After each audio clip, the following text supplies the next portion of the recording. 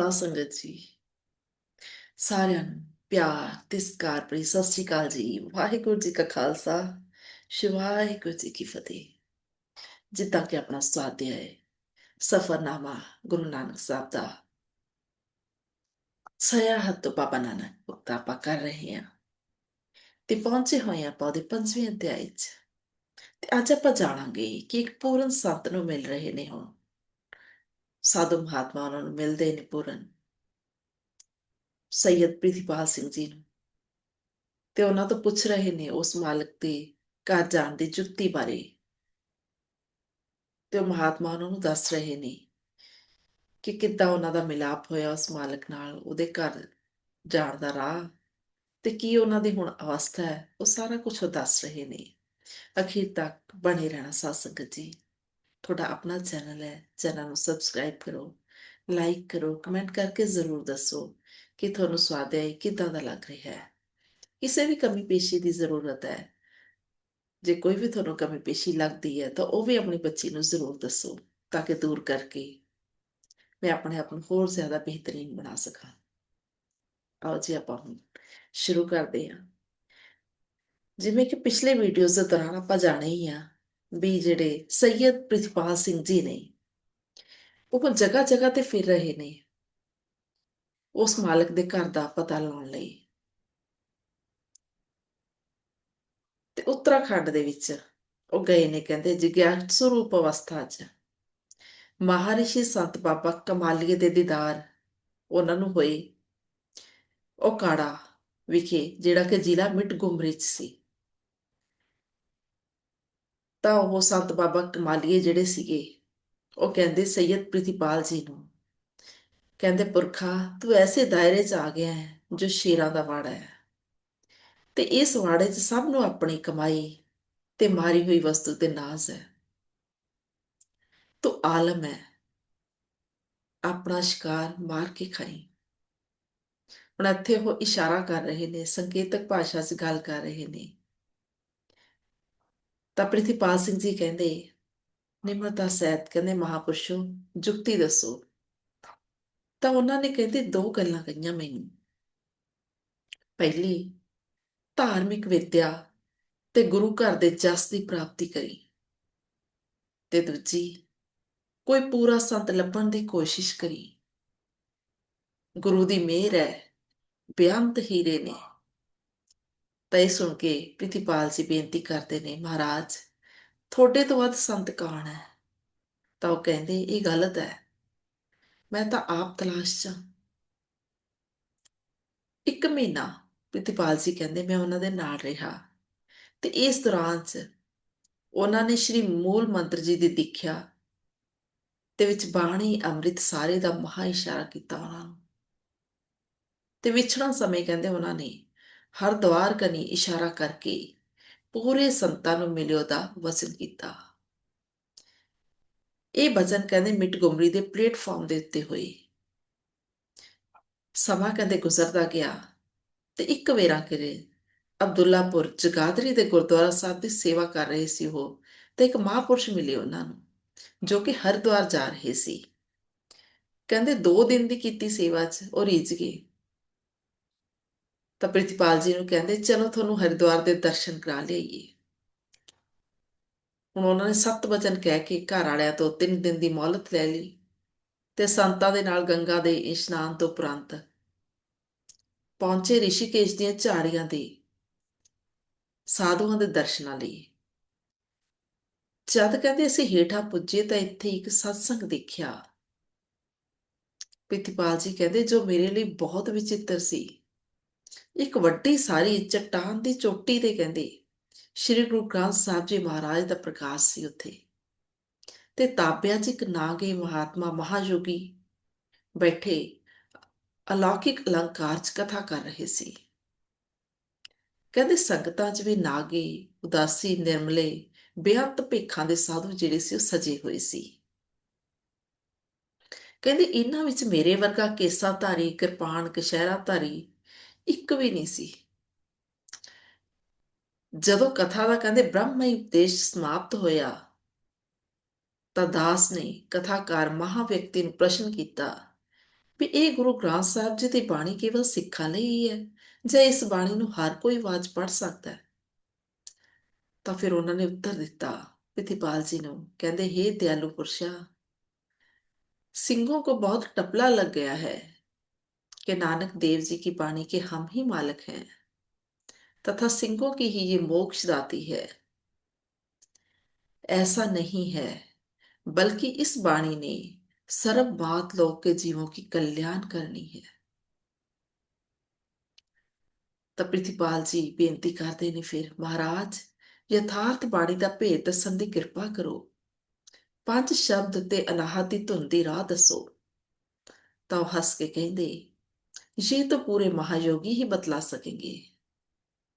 ਮਹਾਤਮਾ ਦੇ ਨਾਲ ਕਹਿੰਦੇ ਕਮਲੀ ਵਾਲੇ ਖੇਤਰ ਤੋਂ ਲੰਗਰ ਜਦੋਂ ਛਕਣ ਲੱਗੇ ਤਾਂ ਇੱਕ ਉਦਾਸੀ ਭੇਖ ਦੇ ਮਹਾਂਪੁਰਸ਼ਾਂ ਦੇ ਫਿਰ ਉਹਨਾਂ ਨੂੰ ਦਰਸ਼ਨ ਹੁੰਦੇ ਨੇ, ਤਾਂ ਬਚਨ ਵਿਲਾਸ ਹੁੰਦੇ ਨੇ ਉਹਨਾਂ ਨਾਲ। ਕਹਿੰਦੇ ਪੰਜ ਸ਼ਬਦ ਦੀ ਵੀ ਵਿਚਾਰ ਉੱਥੇ ਚੱਲ ਪਈ। ਤਾਂ ਉਹਨਾਂ ਨੇ ਫਿਰ ਗੰਗੋਤਰੀ ਵਿਖੇ ਇੱਕ ਮਹਾਂਪੁਰਸ਼ ਨੂੰ ਦੱਸ ਪਾਉਂਦਿਆਂ ਕਿਹਾ ਕਿ ਉਹ ਸੰਤ ਇਸ ਵਕਤ 380 ਸਾਲ ਦੀ ਆਯੂ 'ਚ ਨੇ ਤੇ ਗੁਰੂ ਨਾਨਕ ਘਰ ਨਾਲ ਪਿਆਰ ਰੱਖਦੇ ਨੇ। ਕਹਿੰਦੇ ਮੇਰੇ ਨਾਲ ਚੱਲੋ, ਮੈਂ ਵੀ ਉਹਨਾਂ ਦੇ ਸਿੱਖ 'ਚ ਜਾ ਰਿਹਾ। ਤੇ ਇਹਨਾਂ ਕਹਿੰਦੇ ਸੰਤਾਂ ਦਾ ਨਾਮ ਸੀ ਸ਼ਿਵ ਚਰਨ ਹਰੀ। ਕਹਿੰਦੇ ਆਪ ਬੜੇ ਵੇਦਾਂਤੀ ਵਿਦਵਾਨ ਤੇ ਨਾਮ ਸਿਮਰਨ ਵਾਲੇ ਮਹਾਂਪੁਰਸ਼ ਸੀਗੇ। ਹੁਣ ਕਹਿੰਦੇ ਕਮਰ ਕਸੇ ਕਰਕੇ ਬਦਰੀ ਨਾਰਾਇਣ ਆਦਿ ਤੋਂ ਲੰਘ ਕੇ ਜਦੋਂ ਕਹਿੰਦੇ ਗੰਗੋਤਰੀ ਪਹੁੰਚੇ ਤਾਂ ਸੱਚੀ ਗੁੱਟ ਦੀ ਪਹਾੜੀ ਦੀ ਇੱਕ ਗੁਫਾ 'ਚ ਉਹਨਾਂ ਦਾ ਮੁਕਾਮ ਸੀ। ਦਰਸ਼ਨ ਕਰਕੇ ਕਹਿੰਦੇ ਬਹੁਤ ਪ੍ਰਸੰਨਤਾ ਪ੍ਰਾਪਤ ਹੋਈ। ਉਹਨਾਂ ਦੇ ਸਰੀਰ ਦਾ ਕਹਿੰਦੇ ਮਾਸ ਹੱਡੀਆਂ ਛੱਡ ਕੇ ਲਮਕ ਰਿਹਾ ਸੀ, ਪਰਵੱਟੇ ਗੱਲਾਂ ਤੇ ਪੈ ਰਹੇ ਸੀ। ਤਾਂ ਉਹਨਾਂ ਨੇ ਸਾਨੂੰ ਦੱਸਿਆ, ਕਹਿੰਦੇ ਵੀ ਕਈ ਵਾਰ ਦੰਦ ਡਿੱਗੇ ਨੇ ਤੇ ਕਈ ਵਾਰ ਅੱਖਾਂ ਦੀ ਨਜ਼ਰ ਬੰਦ ਹੋਈ ਹੈ ਫਿਰ ਖੁੱਲੀ ਹੈ। 11 ਦਿਨਾਂ ਦਾ ਕਹਿੰਦੇ ਉੱਥੇ satsang ਕੀਤਾ ਸੀ ਤੇ 11 ਦਿਨਾਂ ਦੇ satsang ਤੋਂ ਉਪਰੰਤ ਆਖਰੀ satsang 'ਚ ਉਹ ਆਪੇ ਕਹਿਣ ਲੱਗੇ, ਦਿਸ਼ਟੀ ਬਕਾਰੀ ਬੰਧਨ ਬਾਂਧੇ ਹੋ ਤਿਸਕੇ ਬਲ ਜਾਈ। ਤਾਂ ਪ੍ਰਿਤੀਪਾਲ ਜੀ ਕਹਿੰਦੇ ਅਸੀਂ ਹੱਥ ਜੋੜ ਕੇ ਸਾਰਿਆਂ ਨੇ ਫਿਰ ਬੇਨਤੀ ਕੀਤੀ, ਮਹਾਰਾਜ ਦਰਸ਼ਨ ਤੇ ਜੁਗਤੀ ਦੱਸੋ।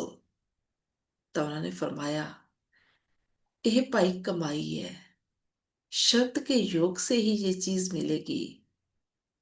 जब एकांत में बैठे बाबा नानक की मूर्त में ध्यान रखो, नेत्रों से नेत्र मिलाए, दो घड़ी एक घड़ी जितना हो सके ध्यान धरो, गुरु की मूर्त मन में ध्यान। अर्थात अपने नेत्रा तो कहते उनके नेत्र देखते रहो, जितना भी बल हो पलक से पलक न लगाओ, बस इसी अभ्यास को बढ़ाते चले जाओ। तो एक दिन आएगा कि कृपा दृष्टि हो जाएगी, तुम्हारा चित्त शुद्ध हो जाएगा और तुम्हारी सूरत अथवा रूह आकाश की धुन को ग्रहण करेगी। लेकिन इस तरीके को छोड़ना नहीं और सत भजन साधन शब्द का करते रहना। और अगर मन संकल्प विकल्प अथवा फुरने पकड़े तो अरदास करनी उचित है। अभ्यास नहीं छोड़ना, बस कृपा दृष्टि दिन ब दिन बढ़ती चली जाएगी और जल्दी से बेचैनी नहीं करनी। जैसा कि कहते हैं, सहज पके सो मीठा होए, आहिस्ता आहिस्ता प्राप्त होना फायदेमंद होगा। और जो कुछ जल्दी मिलेगा वो स्थिर नहीं रहेगा, क्योंकि वो शैतान की तरफ से होगा। और जो मेहरबान गुरु की तरफ से होगा वो हमेशा स्थिर रहेगा। बाहर की कला दस रहे नहीं, कहते बतला देती है, अब जो हमारी दशा है वो भी सुनाई देते हैं। तो हुण ਉਹ अपनी साध संगत की दशा दस रहे ने ਉਹ महर्षि कि मैं किस अवस्था च तो कहते भाई, जब तुम्हारी दृष्टि मस्तक के अंदर उलटकर आकाश को देखेगी, जब तुम्हारी रूह शरीर को त्याग कर ऊपर को चढ़ेगी, तो तुमको उस वक्त आकाश दिखाई देगा कि जिसमें ठिकाना सहसे दल कमल का है। और उसकी हजारों पंखड़ियां न्यारा न्यारा त्रिलोकी का काम दे रही हैं। उसकी शैली देखकर वो बड़ी प्रसन्न होगी और त्रिलोकी के नाथ का, कि जिस तरह सुई के नक्के का बीजा होता है, जैसे कबीर जी ने भी कहा है, कबीर मुक्ति द्वारा संकुड़ा राई दसवीं पाए। ਤਾਂ ਇੱਥੇ ਉਹ ਮਹਾਤਮਾ ਦੱਸ ਰਹੇ ਨੇ, कहते जिज्ञासु को इस क्षेत्र में अपनी रूह जीव कला को प्रवेश करना पड़ता है। उसके आगे बंकनाल कुंडलिनी नाड़ी टेढ़ा रास्ता कुछ दूर तक सूधा गया, फिर नीवा हो गया, फिर ऊंचे को चढ़ा। उस नाले को पार करके रूह कला दूसरे आकाश पर जा चढ़ती है। उस स्थान पर एक स्थान त्रिकुटी लख योजन चौड़ा और लख योजन लंबा है। दर्शन होंगे और बहुत सारे पेखधारी पंथा वाले इसी स्थान को पहुंचकर इसी को परमेश्वर जानकर धोखा खा गए और इस जगह का प्रकाश चमत्कार देखकर तृप्त हो गए। तब महर्षि दस रहे ने, कहते आगे चलने से बंद हो जाते हैं। इथों अगे मतलब कई बार नहीं जाते हैगे। ਉੱਥੇ ਇੰਨੇ ਜ਼ਿਆਦਾ ਚਮਤਕਾਰ ਨੇ ਤੇ ਇੰਨਾ ਜ਼ਿਆਦਾ ਪ੍ਰਕਾਸ਼ ਹੈ ਕਿ ਉੱਥੇ ਸਾਰੇ ਸਮਝਦੇ ਨੇ ਕਿ ਅਸੀਂ ਪਰਮੇਸ਼ਵਰ ਨੂੰ ਇੱਥੇ ਪਾ ਲਿਆ। ਉਹ ਕਹਿੰਦੇ ਇੱਥੇ ਹੀ ਨਹੀਂ, ਉਸ ਤੋਂ ਅੱਗੇ ਵੀ ਕਹਿੰਦੇ ਹੈ, सो पूरे गुरु का कहते रहस्य सुनो। इस आकाश के ऊपर एक ऐसा बारीक दरवाजा है और वो ऐसा भीना है, उसमें अनेक प्रकार की लीला और तमाशे हैं जिसका जिक्र करना बहुत मुश्किल है। कहबे को शोभा नहीं देखा ही परवान, कथना कथी न आवे तोट। पर कहते फिर भी कुछ का जिक्र करदा कि हजारा सूर्य और चंद्रमा उसके चमत्कार के आगे हेज हैं और लज्जित हैं, और वहां की धुनी ओम ओम हु हु और मेघ की सी गर्ज अति सुहावनी 8 पहर होती रहती है।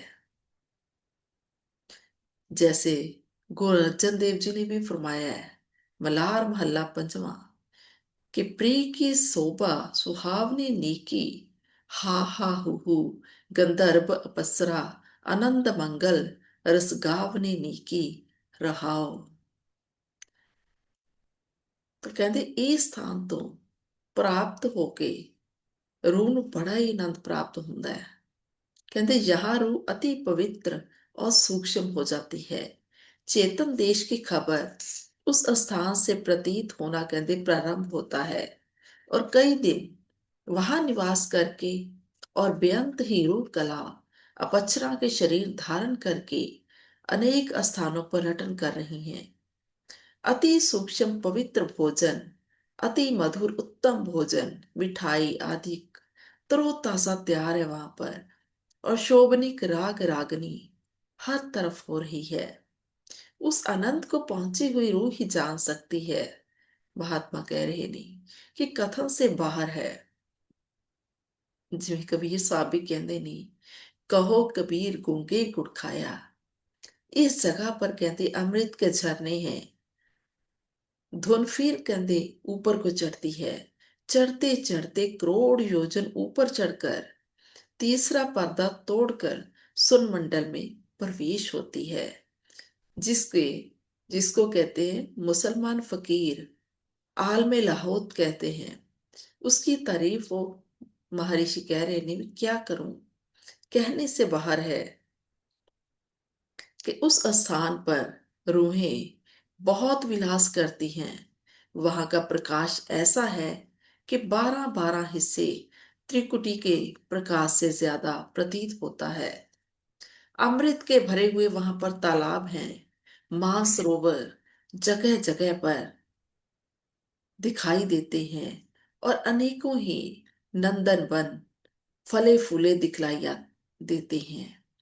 अमृत की धारा का प्रवाह चल रहा है। रौनक ज़ेबाइश उस स्थान की कहते नहीं, क्या करूं, जबान के कहने की नहीं है। हीरों के चौतरे पन्नों की क्यारियां जड़त नजर आ रही हैं। मछलियां तालाबों में जड़ाऊ मछलियां तैर रही हैं, श्वास श्वास पर झलक दिखाती हैं, पल पल पर चमक उनके दिल को पकड़ती है। इसके आगे वो कह रहे ने अनंत शीश महल बने हुए हैं। रूहें अपने अपने स्थानों पर अपने पति की आज्ञा अनुसार विराज रही हैं और भांत भांत के निम्मे निम्मे विलास स्पर्श पर देखती और दिखाती हैं। योगीराज उन रूहों को हंस मंडली कहते हैं। इन स्थानों की चित्रकारी वो कहते हैं देखने के काबिल है। इस स्थान का सारा कारखाना रूहानी अथवा चेतन है, पतला या अदृश्य जड़ नहीं है। वहां की हंस मंडली में सुखमना और पवित्रता निश्चय है, शारीरिक मलिनता नहीं है। उस स्थान की शैली की शरारमस महात्मा लोग ही जानते हैं। हुणो महर्षि कहते ज्यादा भेद या वर्णन इस स्थान का करने योग्य नहीं है। और फिर अगे वो कहते ने कि इस शिक्षा पात्र के रचने वाले हंस ने चिरकाल तक वहां की शैली का अनुभव किया है। यदि गुरु की आज्ञा से रूह आगे को चली, चलते चलते फिर वो कहते ने 5 अरब 75 करोड़ योजन ऊंची गई और सुन मंडल का नाका तोड़कर, अरे भाई उस देश की सैर करने से क्या बताऊं, कह रहे ने वर्णन बेअंत है। यदि 10 मील तक अंधकार है, गहराई उस निम्र खंड की कहां तक बयान करूं। खर्ब योजन तक रूह नीचे उतर गई और उसके था ना पड़ी, तो फिर उलटकर ऊपर चढ़ाई। जो निशान पूरे गुर से पाया था, उसकी सुध लेकर उस रास्ते पर चली और अंत नन्हा उस स्थान का योग न समझा। आगे को भई ये मैदान महासुन्न मंडली का है ये स्थान। ਇੱਥੇ ਉਹ ਕਹਿੰਦੇ 4 बड़ियां गुप्त ने जिनको किसी महात्मा ने खोलकर नहीं बताया। वहां से अनगिनत वो रूहें जो सच्चे दरबार से निकाल दी जाती हैं, उनके लिए बंदी खाने वहां पर बनाए गए हैं। लेकिन साथ ही वो ये भी कहते हैं कि उन रूहों को वहां कष्ट कोई नहीं है, बल्कि अपने अपने चमत्कार विच वो अपना अपना कार्य करदियां रहंदियां ने। पर कहंदे ਉਹਨਾਂ ਨੂੰ ਉਹ ਪ੍ਰਭੂ ਦਾ ਦਰਸ਼ਨ ਉੱਥੇ ਨਸੀਬ ਨਹੀਂ ਹੁੰਦਾ। ਦਰਸ਼ਨ ਨਾ ਮਿਲਣ ਕਰਕੇ ਉਹਨਾਂ ਦੇ ਵਿੱਚ ਵਿਆਕੁਲਤਾ ਹੁੰਦੀ ਹੈ। ਇਹਨਾਂ ਦੀ ਕਹਿੰਦੇ ਮਾਫੀ ਦਾ ਵੀ ਇੱਕ ਵਕਤ ਤੈਅ ਕੀਤਾ ਹੋਇਆ ਹੈ। ਜਦੋਂ ਜਦੋਂ ਮਹਾਤਮਾ ਸੰਤ ਉਸ ਮਾਰਗ ਤੇ ਜਾਂਦੇ ਨੇ ਤੇ ਜੋ ਰੂਹਾਂ ਨੀਚੇ ਤੋਂ ਜਿਹੜੇ ਜਿਹੜੇ ਸੰਤਾਂ ਦੇ ਵਸੀਲੇ ਨਾਲ ਉੱਪਰ ਉੱਥੇ ਜਾਂਦੀਆਂ ਨੇ, ਆਪਣੇ ਆਪਣੇ ਗੁਰੂ ਭਾਈ ਨੂੰ ਰੂਹਾਂ ਕਹਿੰਦੇ ਮਿਲ ਕੇ ਬਹੁਤ ਖੁਸ਼ ਹੁੰਦੀਆਂ ਨੇ ਤੇ ਉਹਨਾਂ ਦੇ ਮਿਲਾਪ ਨੂੰ ਦੇਖ ਕੇ ਸੰਤਾਂ ਨੂੰ ਵੀ ਬਹੁਤ ਖੁਸ਼ੀ ਹੁੰਦੀ ਹੈ। ਕਹਿੰਦੇ ਪੂਰੇ ਮਾਰਗ ਦੇ ਸੰਤ ਉਹਨਾਂ ਰੂਹਾਂ ਦੀ ਉੱਥੇ ਸਹਾਇਤਾ ਕਰਦੇ ਰਹਿੰਦੇ ਨੇ। ਇਸ ਦੇਸ਼ ਦਾ ਬਿਰਤਾਂਤ ਬਹੁਤ ਕਹਿੰਦੇ ਕਥਨ ਸੇ ਬਾਹਰ ਹੈ। ਈਸ਼ਵਰੀ ਲੀਲਾ ਕਹਿੰਦੇ ਕਥਨ ਨਹੀਂ ਹੋ ਸਕਦੀ। ओम तत् सत सुने भाई, अब सुरत कहते रूह कला आगे को बढ़ी। आल में रूह लाहौत में प्राप्त हुई कि जिस स्थान को कहते हिंदू मुसलमान भव्र गुफा आखते हैं, वहां एक चक्र के जिसको हंडोला कहते हैं अति सूक्ष्म गति से घूम रहा है। हंस मतलब रूहें उस जगह सदा झूलती रहती हैं और 4 चुफेरे उसके अनंत दीप रूहानी बने हुए हैं।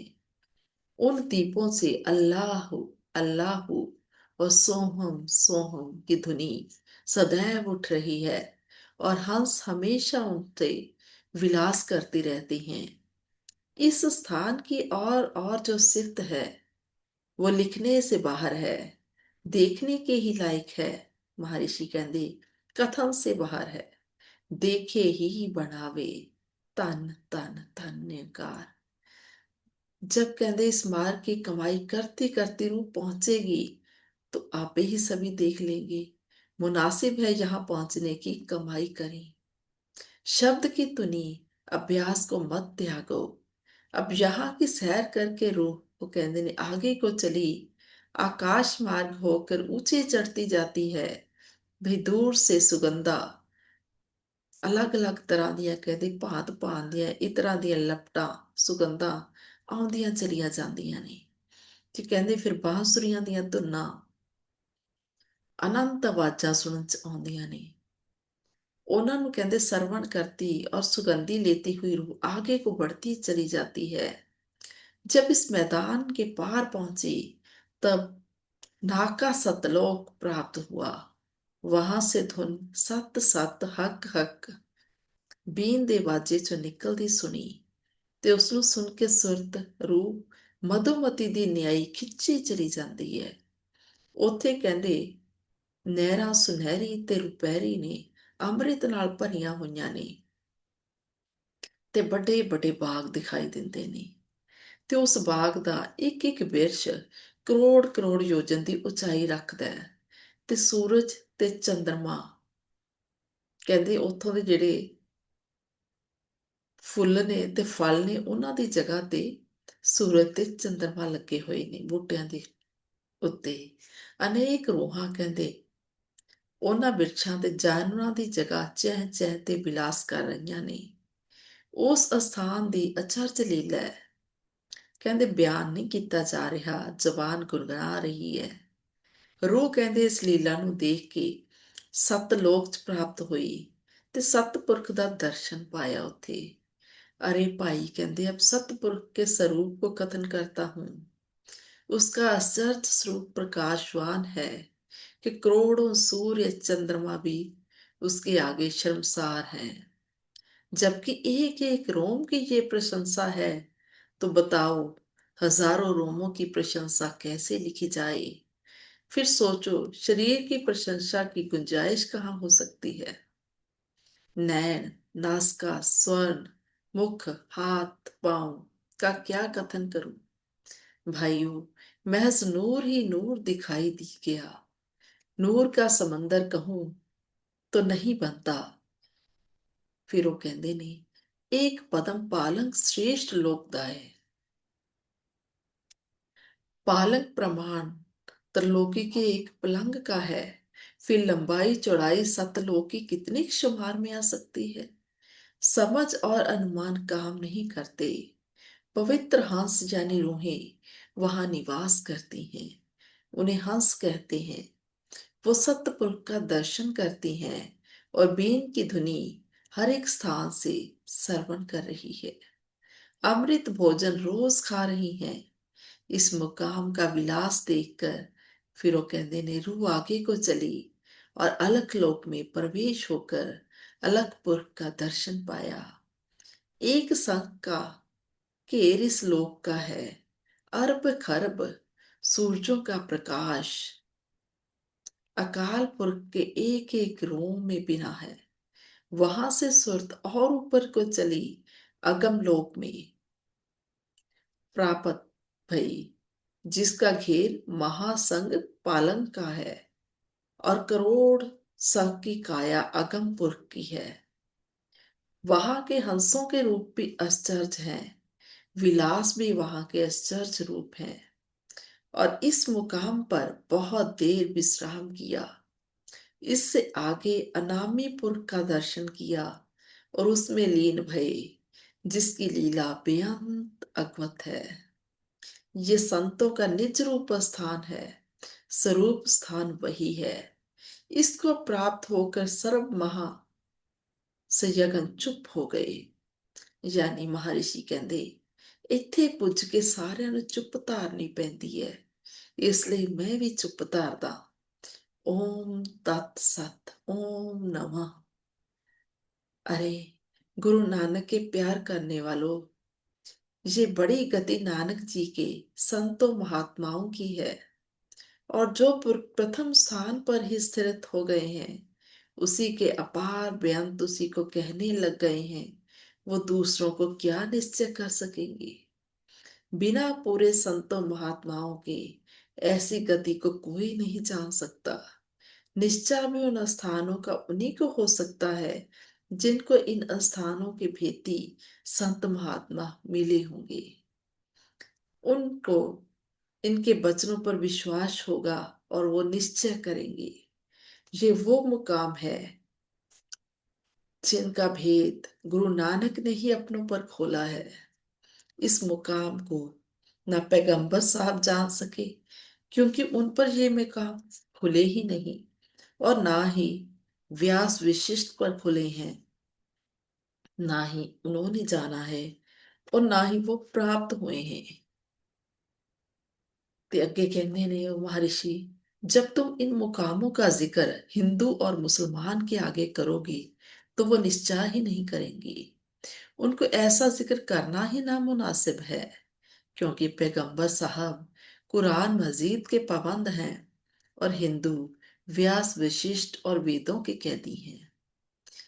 इनसे तो शायद ये वचन सुने भी न जाएंगे। इससे बेहतर है जिसको विश्वास पूरे संत यानी गुरु नानक पर है, उसके आगे ही ये भेद खोलना, क्योंकि साथ की शोभा का ना ही अंत, साथ की महिमा वेद न जाने। कहते खुदा और परमेश्वर को प्रकट करने वाले पूरे संत ही हो सकते हैं, और उसके मार्ग को भी पूरे संत ही बतला सकते हैं। ऐसा निश्चय किसी महात्मा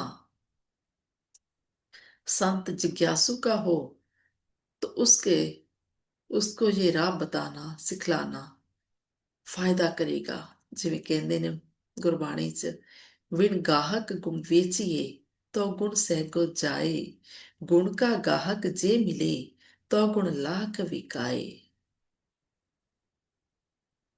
ਹੁਣ ਕਹਿੰਦੇ ਤਰੀਕਾ ਦੱਸ ਰਹੇ ਨੇ ਸੁਰਤ ਸ਼ਬਦ ਦਾ ਉਹ ਮਹਾਰਿਸ਼ੀ। ਕਹਿੰਦੇ ਅੰਤਰਮੁਖ ਬੈਠੇ ਇਕਾਂਤ, ਅਭਿਆਸ ਕਰੇ ਪਾਵੇ ਮਨ शांत, दो बल उल्ट गगन को जावे, मगन हो अर नाद बजावे, जोत देख फिर देखे सूरा, चंद्र न्यारे पावे नूरा।